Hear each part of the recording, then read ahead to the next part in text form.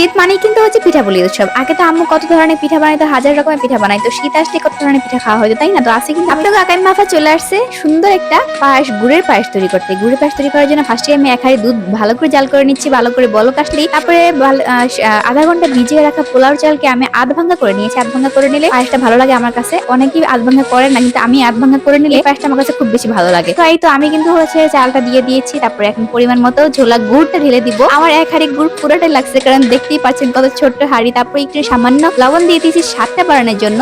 লবণ মিষ্টিতে দিলে একটু ভালো লাগে, স্বাদটা বেড়ে যায়। তো আরেকটু ঝোলা গুড় আমি ছিল ওটা ঢেলে দিলাম, একদম মানে পোড়াই করে দিলাম আর কি। যাই হোক, তো এই তো আপনার কাকাই মাফার কিন্তু পায়েস অলরেডি রেডি হয়ে গিয়েছে। কথা বলতে বলতে পায়েসটা কিন্তু দেখতে খুব লোভনীয় হয়েছে আর খুব পারফেক্ট হয়েছে। আমার কাছে গুড়ের পায়েস খুব বেশি ভালো লাগে চিনির থেকে। তো এই তো কার কার পছন্দ লাগে আর গুড়ের পায়েস কেমন হয়েছে অবশ্যই কমেন্টে জানাবেন। কে কোথা থেকে ভিডিওটি দেখছেন অবশ্যই কমেন্ট করে জানাবেন। আর আমার এই পায়েসটা ঘরের সবাইকে অনেক বেশি প্রশংসা করেছে, সত্যি অনেক বেশি মজাদার ছিল। তো দেখা হচ্ছে নেক্সট ভিডিওতে। আল্লাহ হাফেজ।